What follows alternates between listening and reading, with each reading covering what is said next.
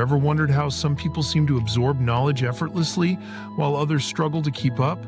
What if I told you that you could train your brain to learn faster using proven techniques backed by science? Stick with us, and we'll explore powerful strategies to speed up your learning.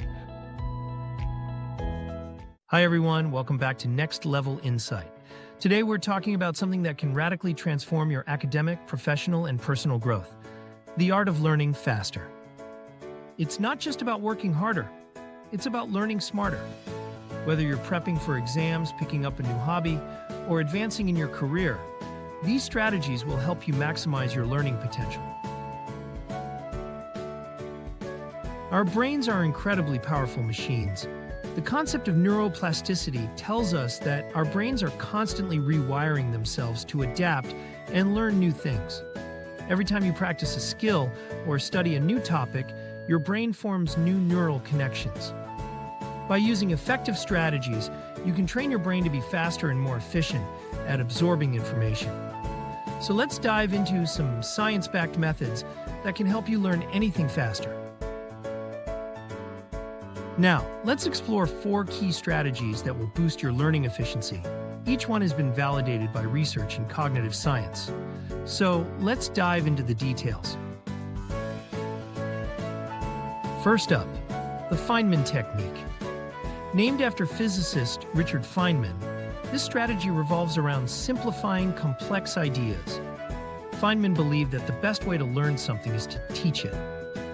The Feynman technique works on a simple premise: the more you explain a concept, the better you understand it. This method uses the power of active recall and simplification, which are both scientifically proven to enhance memory retention. So, how does it work? The Feynman technique has 4 main steps. First, choose a topic. Start by selecting the topic or concept you want to learn. This could be anything from the theory of relativity in physics to the historical French Revolution. Next, teach it to someone. The second step is where the magic happens. Imagine you have to teach this topic to someone with no prior knowledge, say a child or even your pet. Your goal is to explain the concept as simply and clearly as possible, using everyday language. For example, if you're learning about gravity, instead of using complicated physics jargon, you might explain gravity is like an invisible force that pulls everything toward the ground. That's why when you drop something, it falls. By breaking things down into simple terms, you're forcing your brain to organize and understand the material at a deeper level. Thirdly, identify gaps in your understanding. The third step is to notice any gaps in your explanation. As you teach, you'll likely come across areas where you don't have a clear answer or where you're unsure of your explanation. This is a critical part of the technique. These gaps show you what you still need to learn. For instance, if you're teaching about gravity but struggle to explain why objects of different masses fall at the same rate, this is a signal that you need to revisit this concept more deeply. Lastly, review and simplify. Now, go back to your study materials and fill in those gaps. Revisit your notes, textbooks, or online resources to clarify your understanding. After you've filled in the gaps, try explaining the concept again, but this time, simplify it even further if possible. The clearer and more concise you can make your explanation, the better you understand it. If you can explain it clearly, you've likely mastered it. The process of simplifying complex ideas helps you solidify your understanding and exposes any weaknesses in your knowledge. The key idea is that explaining a concept in simple terms forces you to understand it thoroughly. It's not enough to memorize facts. You need to understand the material deeply enough to simplify it. The reason the Feynman technique is so effective lies in its ability to reinforce active learning. By actively recalling and simplifying information, your brain strengthens the neural connections that are critical for memory retention. You're not just reading or memorizing, you're engaging with the material on a deeper cognitive level. Plus, the process of teaching forces you to structure the information logically. When we try to teach something, we can't hide behind jargon or complicated explanations. This means we need to truly understand the material to explain it clearly. Let's talk about spaced repetition. This technique is based on how our brains forget information over time. According to Hermann Ebbinghaus's forgetting curve, we forget up to 80% of new information within the first 24 hours of learning it. Spaced repetition helps fight this. Instead of cramming all at once, spaced repetition involves reviewing information at gradually increasing intervals. For instance, you might review a concept after 1 hour, then 1 day, then 3 days, and so on. The intervals grow longer as your brain retains the information more effectively. Tools like Anki or Quizlet are designed to use spaced repetition. When you're learning a foreign language, for example, these apps automatically show you flashcards at optimal intervals to help you remember the vocabulary long term. So, why does this technique work so well? The key is neuroplasticity. When you first learn something, it's stored in your short-term memory, which is like a temporary holding space. Spaced repetition helps to move that information into your long-term memory by repeatedly activating and strengthening the neural connections responsible for that knowledge. Spaced repetition capitalizes on how the brain works, ensuring that the information sticks when you need it most. Research shows that spaced repetition not only helps improve recall, but also reduces the time you need to spend reviewing material. Studies have found that when learners use spaced intervals, they remember more in the long run, and it takes them less effort to do so. Next is active recall, a method that's proven to enhance memory retention. Here's the problem with passive reading or highlighting. They trick us into thinking we understand the material, but they don't actually improve our memory. Active recall forces you to retrieve information from your memory.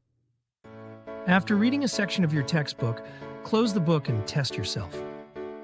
Ask yourself questions, or even better, write down everything you remember from that chapter. For example, if you're studying biology instead of rereading your notes, close the book and try to recall all the stages of mitosis. Write down the key points you remember, then check them against your notes to see what you missed. This strengthens your ability to recall the information in the future. Active recall is simple. Instead of passively reading your notes or textbooks, you actively test yourself on the material.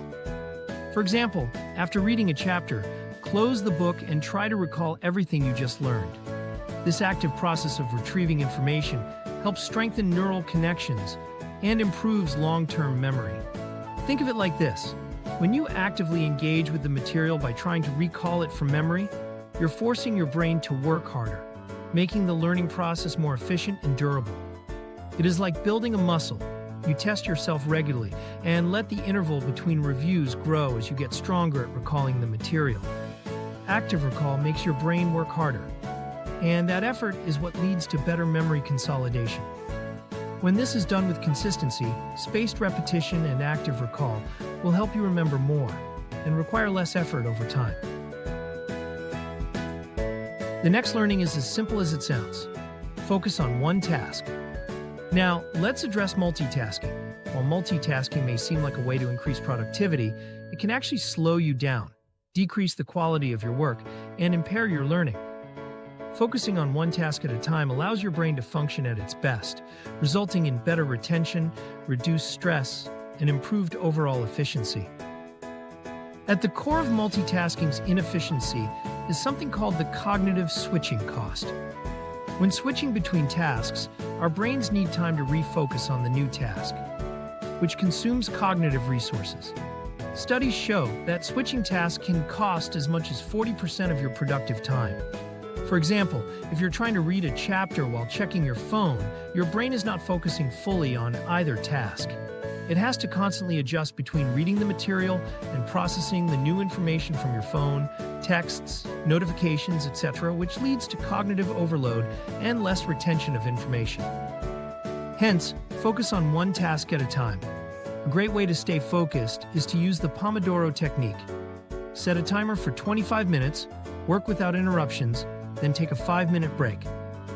This cycle helps keep your brain fresh and focused. If you're writing an essay, close all unnecessary tabs. Put your phone on silent, or even better, throw it in another room and focus entirely on writing for 25 minutes.